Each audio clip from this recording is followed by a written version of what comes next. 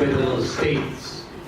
Kunya, kada region, doon ay kagulingon ng presidente. Am I correct? Gobernador. And ganang gobernador, doon na si provincial board members. Doon ay state legislature. State legislature. Now, ang sa lain po ang sa federal. Ang federal para sa kinatibukan. Pinatabukan na. So, individually, doon na po kaya po yung magpapili nila mga provincial governor. But they can also have a regional governor.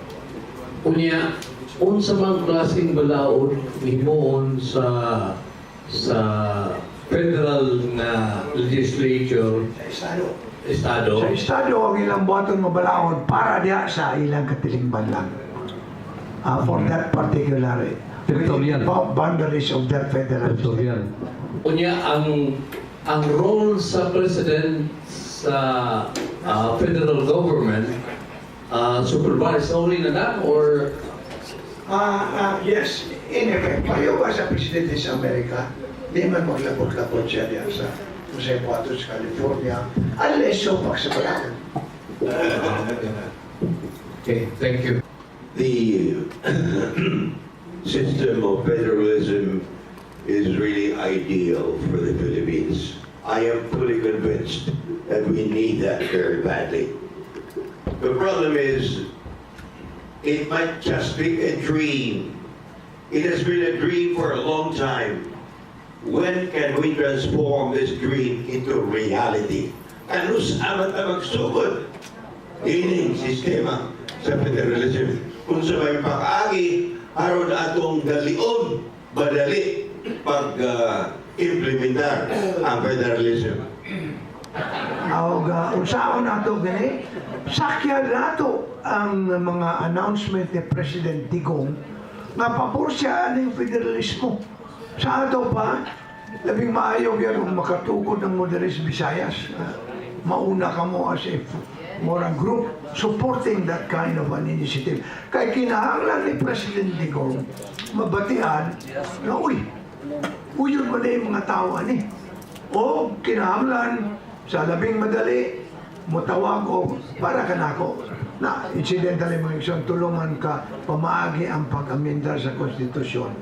One is by constitutional convention, the other is by constituent assembly, kunya ang ikatulo is by people's initiative. Listen, I mean, you have to understand that in the Philippines, there was you mentioned na itong pila ka states sa Canada, 12 na kabuo. Sa China, 24. Katakuan ng China. Sa America, there are 50 states. In the Philippines, we have 80 provinces. And why? Small islands. Kanay silang Christian Monsod o si Willie Monsod came up with a press release saying that federalism will cause more warlordism. But the truth, Raymond, katong imong question, ang tubaga na karon ang unitary system has created these warlords.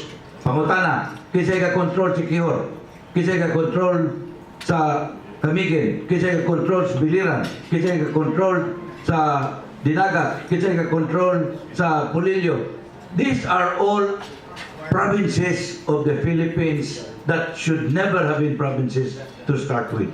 And these warlords will be the ones who will tell their people, don't vote federalism. And you better believe me, they will block it. Because why? Of that animal called IRA, Internal Revenue Allotment, where people gain money for doing nothing. That is really the truth. Sakto, ingna ko na, sakto ko na, sayo ko na.